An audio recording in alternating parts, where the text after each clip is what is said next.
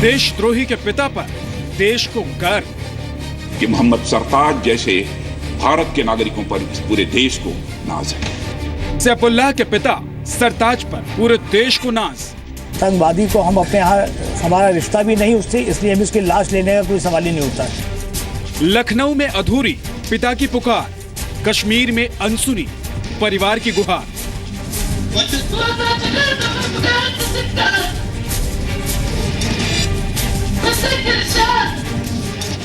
आतंकी पति ने नहीं सुनी पत्नी की अपील।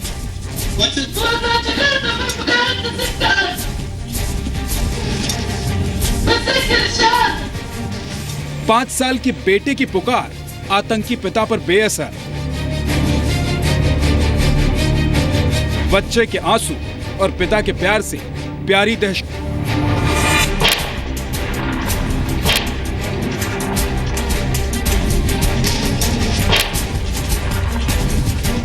वो गोलियां बरसाते रहे, सेना के जवान उन्हें समझाते रहे। लश्कर तैयबा के 2 आतंकियों का 9 घंटे तक टाला गया एनकाउंटर। देश के सामने कश्मीर का सच। ब्यूरो रिपोर्ट, जी मीडिया। नमस्कार, आपके साथ मैं हूं विद्यानाथ झा। कश्मीर में सेना पर सवाल उठाने वाले तमाम लोगों को यह खबर जरूर देखनी चाहिए। सेना पर पत्थरबाजी का सच, पुलवामा में 2 आतंकियों के एनकाउंटर का सच और साथ ही भीड़ का सहारा लेकर सेना पर पीठ पीछे से वार करते कायरों का सच। लेकिन साथ ही आतंकी राह पर चलते इन आतंकियों के लिए अपनों की, परिवार की गुहार भी कैसे बेअसर साबित होती है, यह भी आपको देखना चाहिए।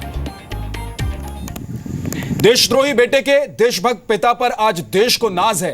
गृहमंत्री खुद ये बात कह चुके हैं। लखनऊ एनकाउंटर के दौरान सैफुल्लाह के भाई ने उसे समझाने की बहुत कोशिश की थी, सरेंडर करने के लिए मनाने की कोशिश की थी, लेकिन सब बेकार साबित हुई। इसके बाद जम्मू कश्मीर के पुलवामा में कल हुए 2 आतंकियों के एनकाउंटर की बात कर लेते हैं, जहां पर एनकाउंटर की जगह एक आतंकी शफी शेर गोजरी के परिवार को लाया गया।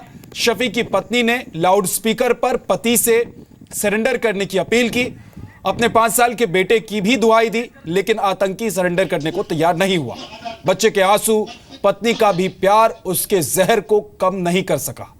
पत्नी रो रो कर आतंकी पति से सरेंडर करने की अपील करती रही, लेकिन वो लगातार गोलियां बरसाता रहा। तो 2 तस्वीर आप देख रहे हैं। दूसरा वीडियो ऑपरेशन खत्म होने के बाद का है, जब सुरक्षा बलों पर पत्थर फेंके गए। बताया जा रहा है कि इस भीड़ में आतंकी भी छिपे थे, जो मासूम लोगों की आड़ में छिपकर सुरक्षा बलों पर गोलियां भी बरसा रहे थे। खबर यह भी है कि इसी भीड़ में जम्मू कश्मीर में लश्कर का कमांडर अबू दुजाना भी शामिल था। अब आपको बताते हैं कि अबू दुजाना जो इस भीड़ में शामिल बताया जा रहा है, वो है कौन। अबू कासिम के मारे जाने के बाद अबू दुजाना जम्मू कश्मीर में लश्कर का कमांडर बना। अबू दुजाना पर 15 लाख रुपए का इनाम घोषित किया जा चुका है।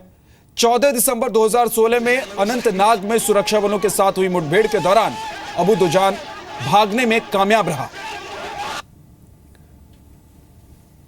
अब हम आपको कश्मीर का वो सच दिखाते हैं जो आप तक नहीं पहुंच पाता। ये तस्वीरें सेना को बदनाम करने वालों के मुंह पर करारा तमाचा है। इन तस्वीरों को देखकर आप कश्मीर से, सच से वाकिफ हो जाएंगे। 2 तस्वीरें आपके सामने हैं। पहली तस्वीर कल कश्मीर के पुलवामा में हुए 2 आतंकियों के एनकाउंटर की है। सेना ने अपनी तरफ से आतंकी को सरेंडर करने की पूरी कोशिश कराई। आतंकी का 5 साल का बच्चा अनाथ ना हो जाए, इसलिए परिवार से आतंकी की बात कराई गई ताकि वो सरेंडर कर दे, लेकिन मन में आतंक का जहर पाले आतंकी ने किसी की नहीं सुनी। दूसरी तस्वीर सेना के काफिले पर हमले की है। एनकाउंटर के ठीक बाद कुछ स्थानीय लोगों ने सेना के काफिले पर पत्थरबाजी की। हालात को काबू में करने के लिए सेना को 1000 राउंड फायरिंग करनी पड़ी।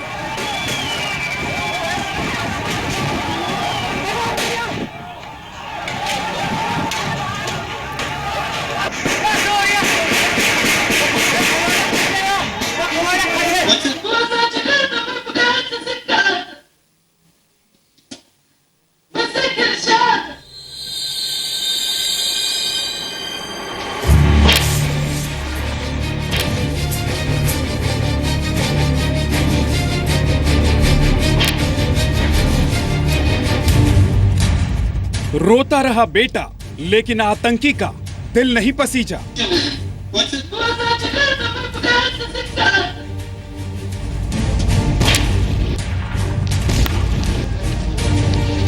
मनाती रही पत्नी, लेकिन नहीं माना आतंकी। बेटे का आंसू भी आतंकी पिता के लिए बेअसर।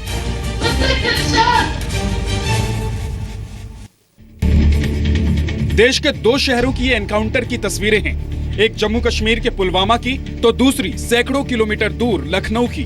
लखनऊ में आतंकी सैफुल्लाह को सरेंडर के लिए 11 घंटे तक मनाने की कोशिश की गई, लेकिन सैफुल्लाह नहीं माना।